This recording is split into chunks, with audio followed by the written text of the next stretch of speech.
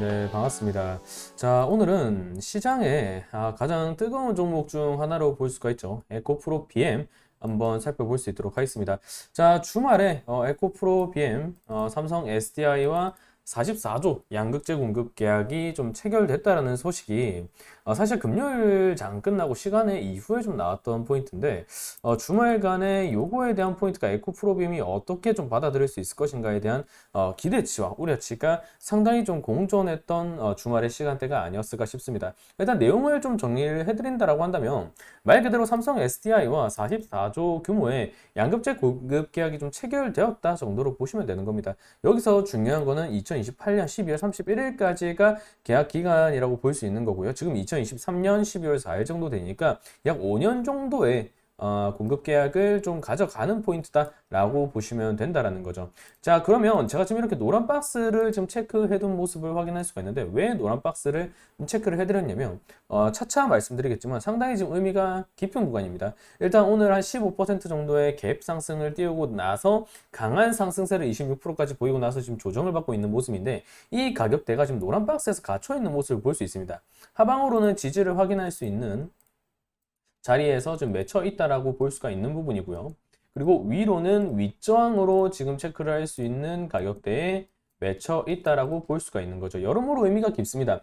물론 여기서 뭐 상한가로 마무리가 되었다라고 한다면 요 박스 상단을 좀 말아주는 종가로 마무리가 되면서 이후에 추가 갭을 좀 노려볼 수도 있었겠지만 만약에 오늘 종가가 이렇게 꼬리 도지로 만들어진다라고 한다면 지금 이평선 간의 괴리가 상당히 좀 벌어져 있다라고 판단을 할 수가 있는 부분이기 때문에 뭐 추가적으로 시세가 우상향을 하기 위해서 나온다라고 하더라도 그리고 OBV와 거래대금이 살아나고 있는 자리라고 하더라도 이평선 간의 괴리를 좀 좁히기 위한 되돌림 현상은 또 불가피할 수도 있다 이렇게 일단 보고 있습니다. 그렇기 때문에 이 노란 박스 내의 가격대가 상당히 좀 의미가 있다라고 30에서 35만 원 사이에 판단을 할 수가 있는 부분이기 때문에 이 박스 내에서 만약에 숨 고르면서 추세 횡보 저항이 이어진다라고 한다면 추세를 조금 완만하게 좀 눌림을 가져가든 횡보를 가져가든 일단 변동성은 이미 확대가 된 부분이기 때문에 이 박스 이 반으로 꺾었을 때 아래 구간에서 유지가 되면서 이 평선을 여기까지 끌어올려주는 게 상당히 지금 에코프로비엠의 주가적 측면에서는 좀 필요한 숙제라고 볼 수 있는 부분이겠죠. 물론 에코프로비엠에 대한 포인트가 쇼스키즈라든가 슈퍼버링 이런 포인트로 인해서 추가적인 탄력이 차트의 그런 되돌림이라든가 이런 것과 무관하게 오버슈팅도 나올 수 있을 부분이겠지만 일단은 지금 이 노란 박스 가격대가 좀 중요한 위치까지는 왔다 일단 이렇게 말씀을 드리겠습니다.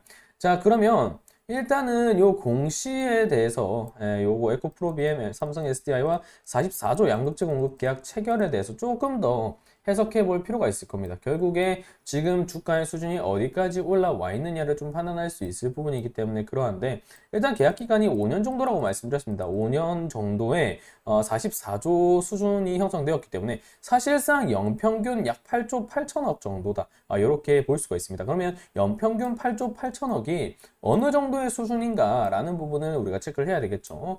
그 부분은 자, 에코프로비엠 요 기업 실적 분석에서 최근 연간 실적을 통해서 보겠습니다. 자, 매출액을 기준으로 좀 봐야 되겠죠. 올해 지금 기대 매출치를 놓고 본다라고 하면 억 원입니다. 단위 기준이 억, 10억, 100억, 1000억, 7조, 7조 4천억 원, 편의상 7조 5천억 정도로 볼 수 있고요. 22년에는 5조 3천억 원 수준, 그리고 21년에는 1조 4천억 원 수준, 그리고 2020년에는 8,500억 수준을 좀 볼 수 있습니다.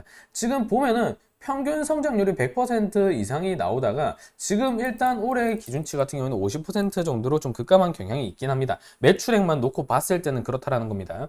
그 추세에 맞춰서 주가가 다 반응했느냐 요거를 확인하는 것도 또 중요 포인트가 될 수 있겠죠. 차트를 조금 더 늘려보겠습니다. 자, 20년도에 20년도 자, 요 포인트로 볼 수 있겠죠. 자, 조금 더 당겨 봅시다. 자, 20년도 차트입니다. 20년도 1월부터 21년도 연말까지로 볼 수 있는데 이때 당시에 사실 이때는 뭐 코로나 특수 증시를 좀 배제하기가 어렵습니다. 그래서 절대적인 뭐 수치라고 볼 수는 없겠지만 최초로 에코프로비엠이 매출액이 한 100% 정도 상향이 되었을 당시 주가는 사실 그 이상이죠. 네, 요게 뭐 배당락도 있고 사실 뭐 증자, 요유증 이런 포인트로 인해서 지금 주가가 표시되는 게 실제 그 당시 실제와 좀 차이가 있을 수 있는데 당시에 한 23,000원 정도로 평가받던 게 그 14만 원까지 올라갔던 이력이 있습니다. 요거는 단순히 뭐 100% 측면이 아니죠. 매출액 대비 기대치가 상당히 좀 크게 잡혔다라고 볼 수가 있습니다. 이 당시에도 이게 고평가냐 아니냐 말이 많았습니다. 그리고 나서부터 자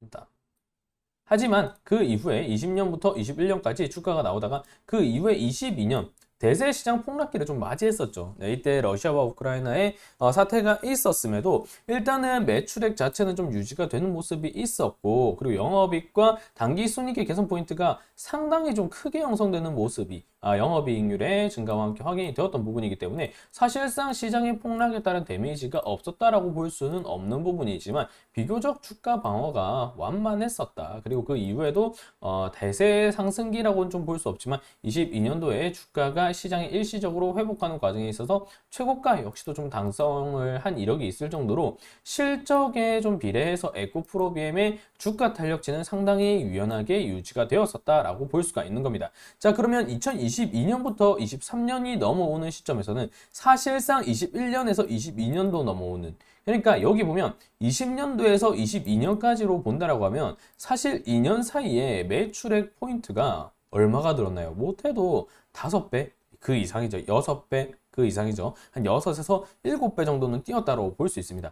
매출과 주가를 뭐 동일시하게 커플링해서 볼 수는 없는 부분이지만 2만 원의 주가가 15만 원까지 올랐다라는 포인트가 자, 매출액의 7배 정도 수준이 올랐다라는 점을 감안하면 동일하게 커플링이 나왔다라고 판단을 할 수가 분명히 있습니다. 자, 그러면 그 이유가 문제죠. 23년에 좀 대세 상승기가 2023년 초반에 요런 2차전지와 반도체주들의 좀 수급 교환으로 인하금 다시 나왔던 부분인데 58만 4천 원까지 뻗은 이력이 있습니다. 그런데 요렇게 뻗었다라고 하면 자 이때 당시 2023년 들어서기 전에 한 10만 원 정도 하던 게 지금 5배수 넘게 거의 한 6배수 정도로 볼 수 있는 부분인데 6배수 가량 올랐습니다. 물론 잠정적인 영업이익에 대한 기대치가 매출액에 대한 기대치가 잡혀 있다라고 볼 수는 분명 있는 부분입니다. 하지만 요게 사실 이때만 당시만 놓고 본다라고 하면 평소에 에코프로비엠이 보여주었던 매출액의 펌핑 수준보다 일단은 지금 그 상승 포인트가 좀 감소한 이력이 있기 때문에 그 추세 포인트보다는 다소 좀 과하게 올랐던 것 역시 사실이라고 봐야 됩니다. 어느 정도 좀 되돌림 현상이 나와 주었다라고도 판단을 할 수가 있는 부분이죠. 물론 장기적으로 본다면 뭐 에코프로비엠뿐만이 아니라 모든 종목은 실적에 대한 기대치로 그리고 시장에 형성되는 유동성과 투심으로 형성되는 부분이기 때문에 나중에는 여기가 저점이 돼서 우상향하면서 이어간다라고 한다면 충분히 아직도 먹을 자리가 많이 남아 있다라고 판단을 할 수 있는 부분이었겠지만 이 당시만 놓고 본다라고 하면 분명 과열권은 우리가 배제를 할 수는 또 없었을 부분이다 라고 생각을 할 수가 있는 부분이겠죠. 그런 측면에서 올해 연간 기대 포인트가 7조 4천억, 편의상 7조 5천억 정도 된다고 볼 수 있는데 그 시점에서 요 SDI와의 44조 양극재 공급 계약이 5년 분할로 이어진다라는 겁니다. 그렇다라고 보면 연평균 약 8조 8천억 수준이 된다라고 볼 수 있고 물론 이 포인트가 44조가 내년에만 당장 다 반영되는 게 아닙니다. 요거는 결국에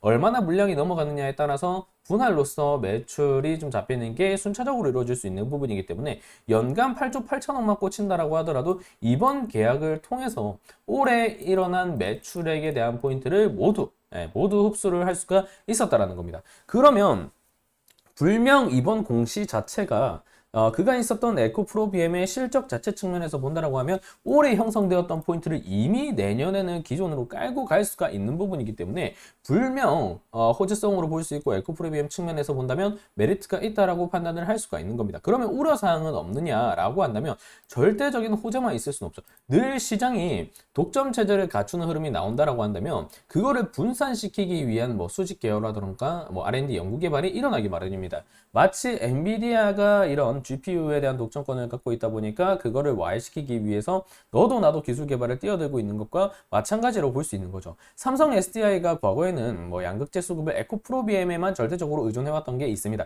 그 흐름이 지금까지도 일단 나오고 있다라고 볼 수 있는 부분이고요. 하지만은 뭐 삼성 SDI도 좀 자회사격인 STM의 좀 대규모 증설을 좀 시작했고, 포스코 퓨처엠과도 좀 중장기 계약을 맺은 상태이기 때문에 에코프로비엠 역시도 지금 필요한 거는 삼성 SDI와 SK온 이외에 고객을 지금은 확보하는 게 필요하다라는 겁니다. 단순히 그간에 삼성 SDI와의 이런 계약 체결이 있었기 때문에 지금 수주만 놓고 봤을 때 에코프로비엠의 장기적 성장세를 고려해 볼 수는 있겠지만 절대적인 수치가 지금은 될 여지는 아직까지는 좀 더 고려를 해봐야 된다라고 볼 수가 있는 겁니다. 물론 전 에코프로비엠의 주가 자체가 지금 상당히 저평가되어 있다라고 보고 잠재적인 추정치, 그리고 결국에 독점력을 와해시키기 위해서 형성되는 뭐 기술력이라던가 이런 시간적 측면의 소요는 상당히 길어질 수밖에 없는 부분이기 때문에 당장의 에코프로비엠이라던가 이런 대체 포인트가 시장에 등장할 수는 저는 없다라고 보고 있습니다. 그렇기 때문에 아직도 에코프로비엠의 주가 자체의 메리트는 크다라고 보고 있고 말씀을 드리고 있지만,